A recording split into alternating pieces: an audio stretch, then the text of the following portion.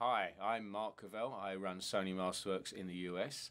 What else do you want me to know? Yeah, and and how you met Hattie and Funnily enough, I met Hattie, it must be about 5 or 6 years ago. I was working at the time mostly in Berlin for Sony Music, and an artist that probably everyone knows, Nigel Kennedy, was signed to us.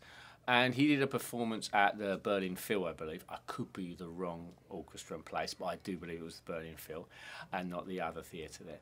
And as with all Nigel Kennedy's performances, afterwards there's an after show and one goes and says hi Nigel and has a drink with him and talks Aston Villa. That's a football team that he's madly in love with, and actually he wears a really bad Aston Villa old shirt on stage half the time.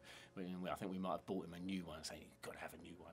Anyway, backstage there was this delightful young lady speaking with Nigel, who he had brought over because he had seen her perform at some concert in London. I can't remember which one. It was too many years ago now.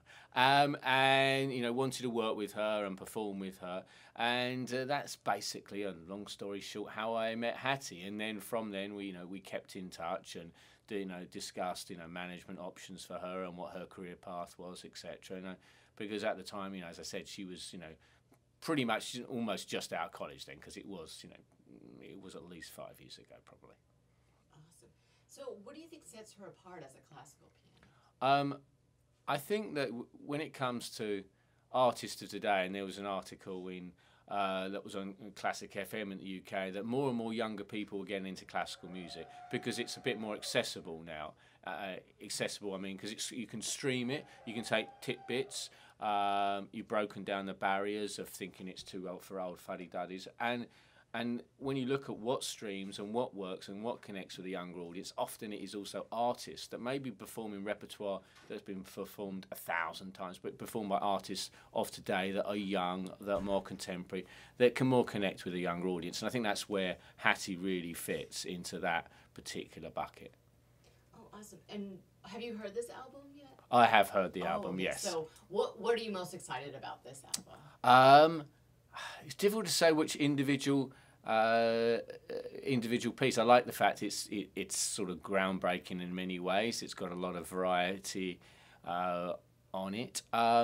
So I wouldn't like to bring out a specific piece, to be perfectly honest. So, as a narrative whole. Yes, I think it's the narrative as a whole that works. Yes, for me.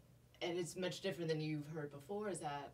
Yes, I mean it is, because it was produced by Russ. It was, he went out to craft and had a vision of an album, which is, where it fits, rather than Hattie just recording a number of pieces or one very big piece, and as most classical artists do. Awesome. And then one more. So, what is the quality that you'd like the public to know about when the album's released? I think that the quality, as I inferred before, is that Hattie's a normal person, artist, woman, young lady that can connect with just a wider appeal, and she's not, sits there on a citadel, who looks down her nose at everybody. She is one of the people, and I think that is what sets her apart, and that's her, her appeal for many people, I believe.